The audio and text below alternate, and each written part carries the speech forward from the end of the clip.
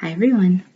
This video is a book review about a book that I bought maybe 2 or 3 months ago at the thrift store, and the title of this book is The Legend of Mackinac Island, and it was written by Kathy Jo Worgen and illustrated by Gijsbert van Frankenhuizen, if I'm pronouncing that correctly.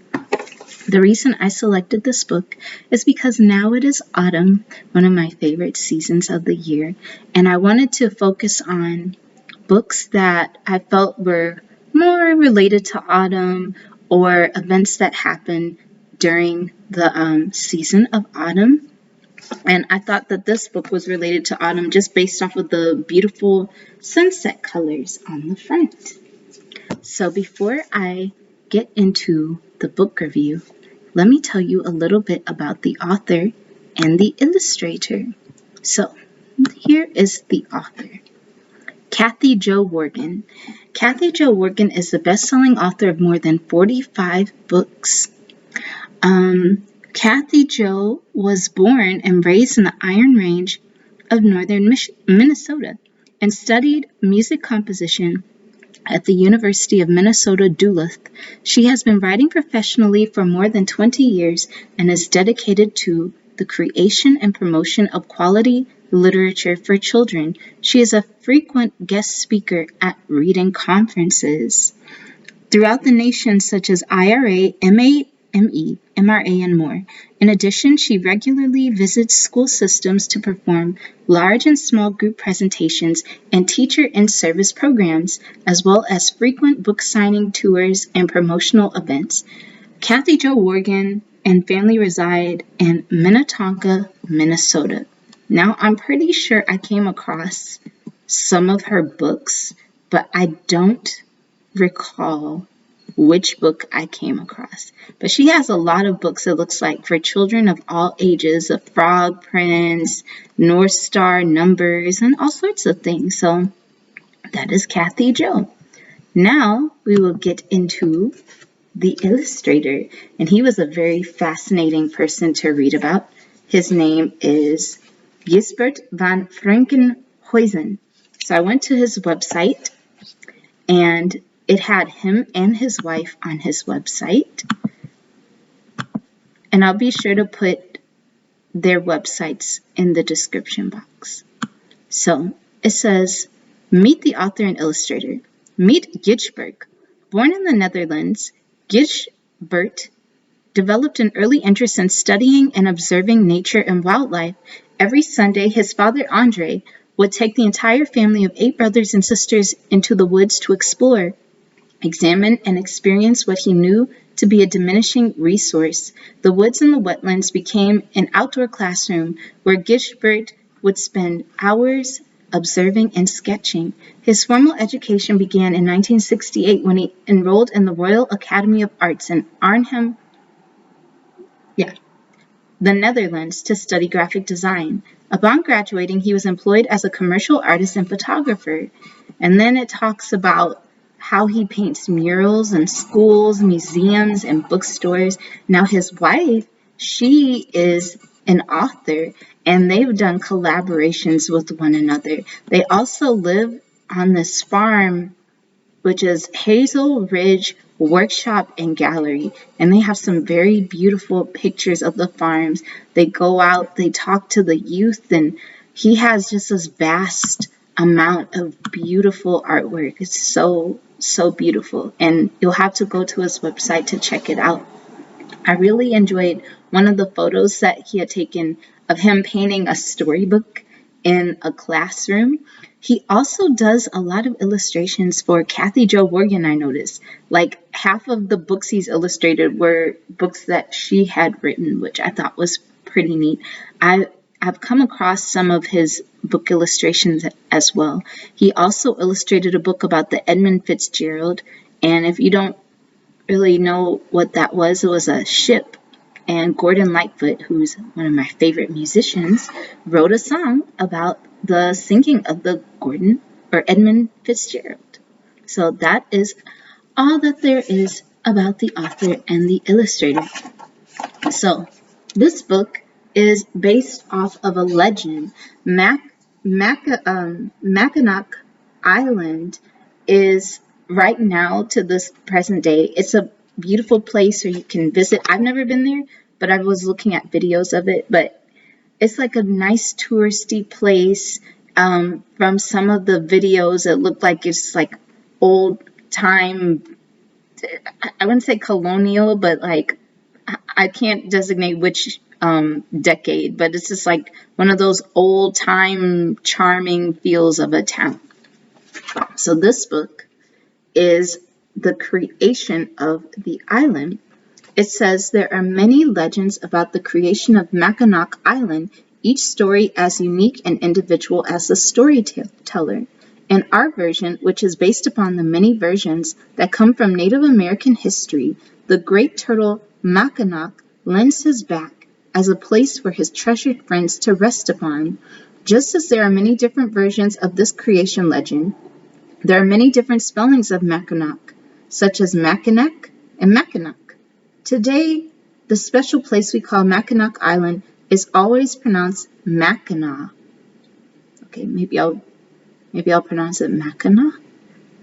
Regardless of its spelling, and the people of all ages have come to know the place of the great turtle's back as a haven of rest and relaxation.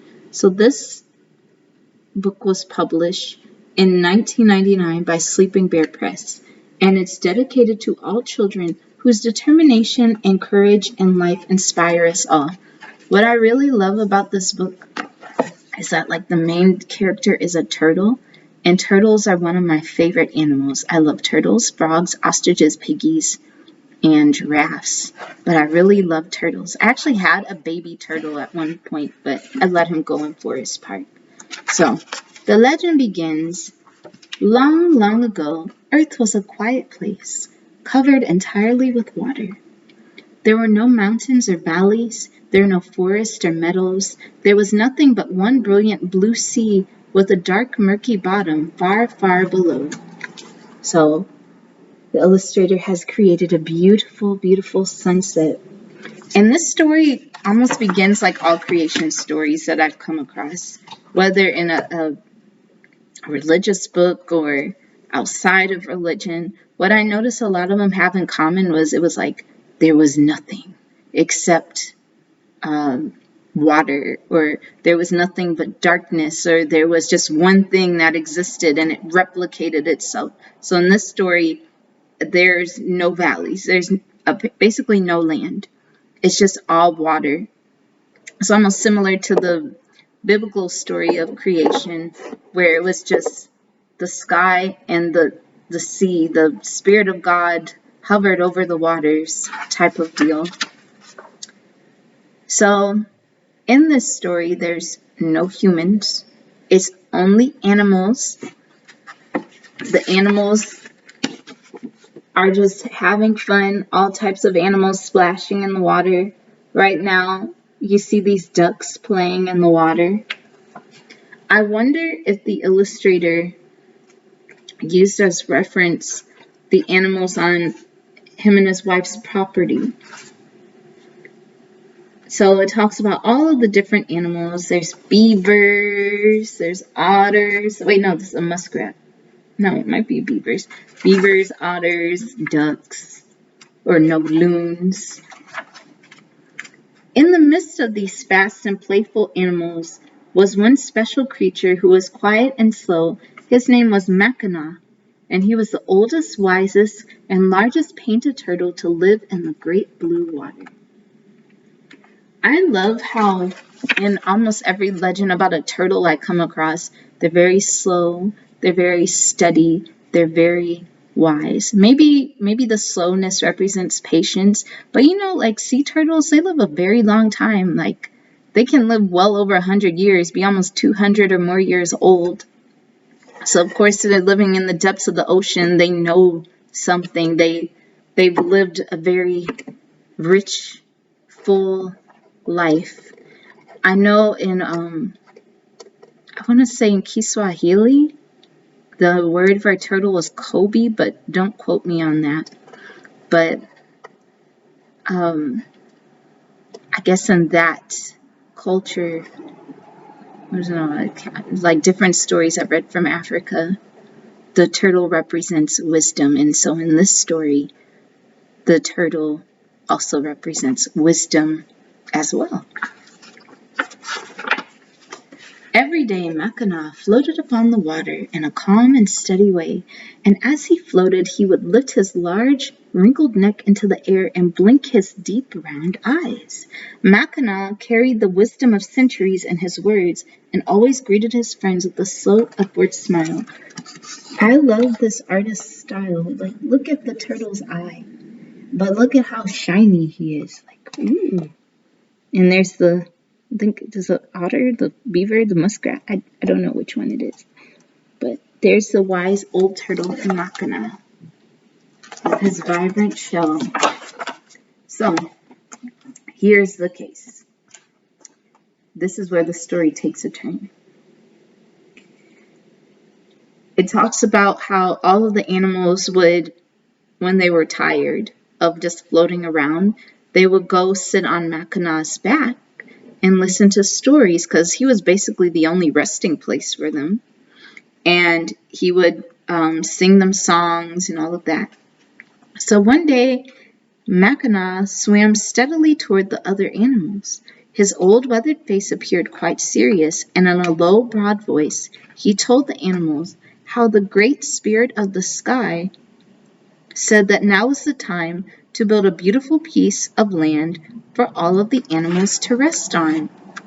And this is where the book also takes a turn because the author goes from just writing, the story to writing the story and also inserting poetry.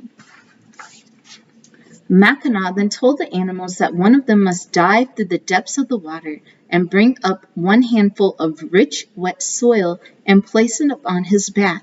This, said Mackinac, would be the beginning of a brand new world. Ooh, I'm liking how this story is going. So it has a silhouette of the animals and the sun. I guess that represents a great sky spirit. And this is what he sang to them.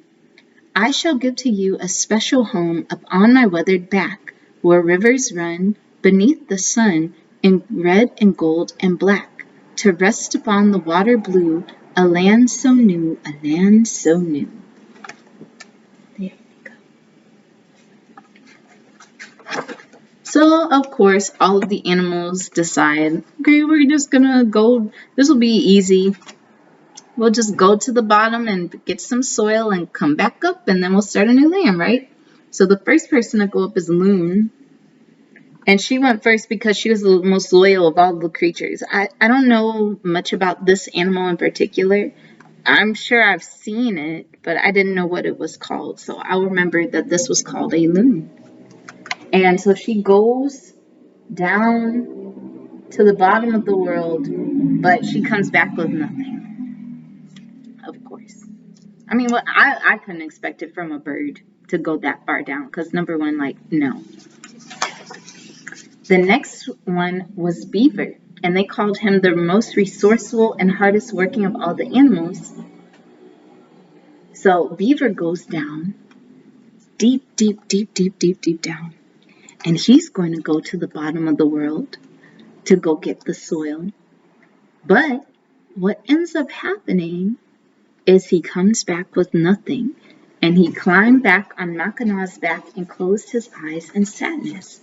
Here's Beaver with the bubbles all around him. The next one is Otter. Okay, I'm getting Otter and Beaver confused. So here's Otter. And Otter decides he's going to go too.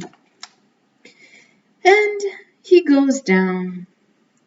But, it's she. She goes down. And she comes back with no soil.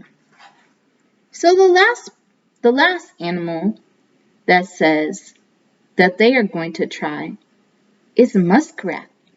And Muskrat is very, very small. This is Muskrat over here. And he says, I'm going to go down there and get the soil.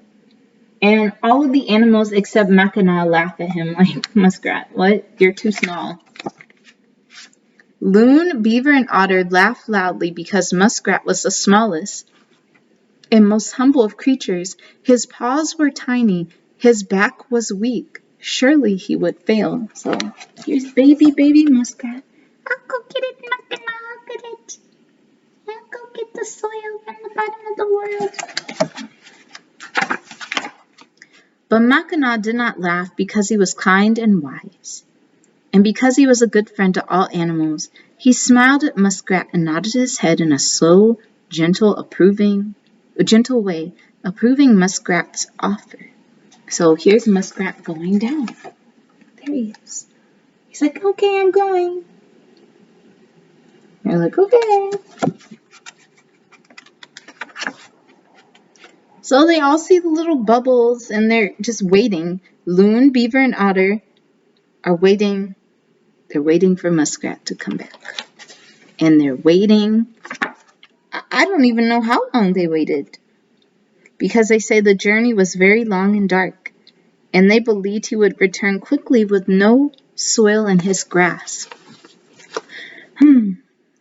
Just as part of the story, I had to pause and think about just some instances in my life where people are like, I can't believe you were capable of doing this thing, or just people around me thinking, oh, you can't do this because you're you. Not with me, but with other people. For example, when I was in 3rd grade, there was a girl named Angela. Angela, that's what her name is. And Angela wanted to be a model. And we went to a small little religious school, so the grades were maybe 15 kids per grade. And we had grown up with these people, so I still know these people. They're almost like relatives at the school I went to. So Angela was like, I'm going to be a model. And people would tease her, and they would be like, yeah, whatever. There was one girl in particular that would tease her all the time. But I didn't laugh at Angela because I'm like, oh, well, she said she's going to be a model. She's going to be a model. I just took people at their word. And I was a child. I still do that today, but I try to be more cautious. So what ends up happening is Angela became a model. Not only did she become a model, Angela's literally traveling all over the country and outside of the country. She's in commercials. She's in television shows. She has a whole acting page, a modeling page. She's still doing modeling to this day. And the people that laughed at her, they're just, they're doing okay, but they're not like traveling in the world modeling and stuff as a full-time career. So I always remember that story whenever I see somebody say they're going to do something. There was a woman who, she said I inspired her, but I didn't even know I inspired her until later. So this lady liked my art, and she's like, I want to do art. I was like, okay, just do art. This lady ends up doing art. She ends up having note cards to sell. She started selling paintings. This was an older woman, might be in her like 50s or 60s. She started selling paintings. She wrote a book. She started having art shows and everything. And some people may have laughed at her, like, okay, whatever, do what you do, whatever. But she didn't let anybody deter her. As far as me, I've had this a couple of times in my life. I had a job where, it was recent, maybe a few years ago. I had a job where my boss, after I had done everything, literally said, I didn't even know that you could handle all of this. So my job was, I had to run an office by myself. I had to package at least 30 or 40, 50 packages a day by myself. And the boss's wife was doing it, but also running the household, so she couldn't do it. When I came, I organized all of the receipts. I organized all of the orders. I created labels for all of his products. Or I created labels for 4 of his products. Created recipes for 4 of his products. Organized the office, cleaned it, all sorts of things. And created an entire system by myself, answering hundreds of emails a day, all by myself in one little office. And he's like, I didn't know you could do it. So that's why when Muskrat went down there and people were laughing at them, I wouldn't have laughed at Muskrat. Because you don't know what somebody is capable of.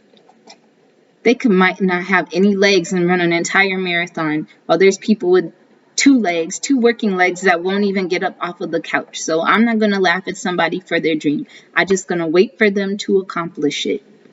No dream is too small. The next page. Ooh. Wait, what? What's going on? Did I turn this upside down? Oh, it's upside down. The animals waited some more, but no Muskrat. Time passed, and they began to worry. They felt sad that they laughed so cruelly at their little friend. Loon let out a mournful cry. No Muskrat. So see what your teasing did? Now you're sorry. Well, at least they're sorry. So they're waiting and waiting. Dusk began to fall and the water shimmered in the fading sunlight.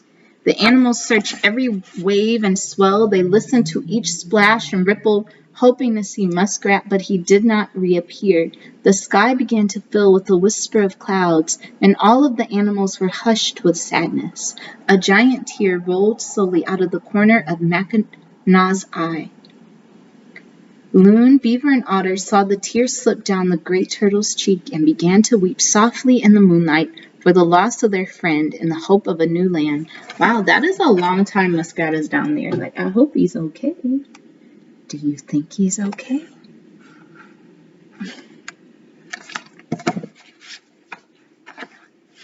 Whoosh! Up popped Muskrat. Ah, look at him. He's like, I got it. With his little teeth. Look at his little teeth. He's so happy.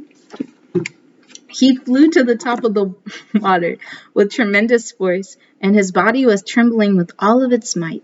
His eyes were open wide, and his cheeks were nearly blue, but wedged in the grasp of his small furry paws was the rich dark soil that was needed to make the beautiful new land. Hooray! Wait, is there another hooray? Hooray!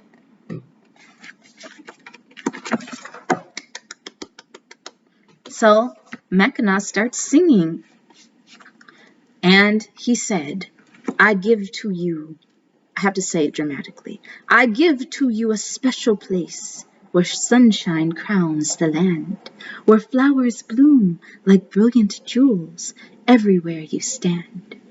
To float upon the water blue, a home for you, a home for you. You get a home and you get a home.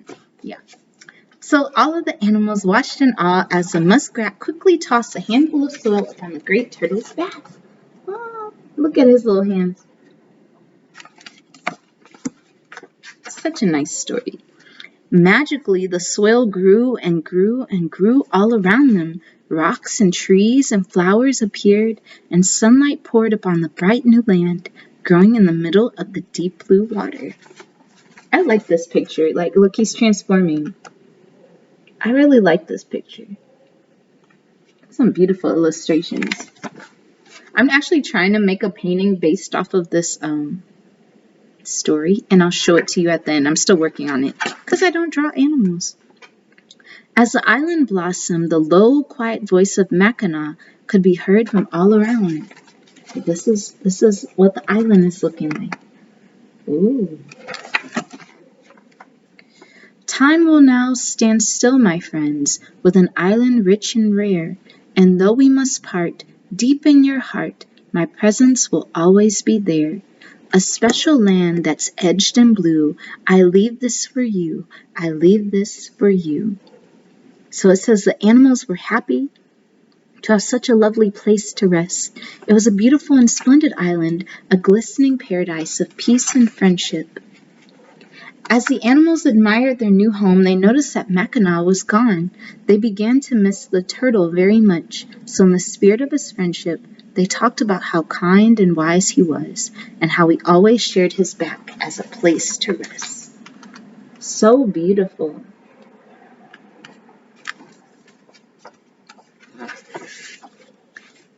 As they talked, they realized that Mackinac was not really gone, because they saw his large round back in the shape of the island and heard his deep, familiar voice through the rocks that line the shore, and with every wave and billow they heard their old friend say, "I give to you this brilliant land, a place for peace and rest. May forest paths and gentle waves call you as their guests.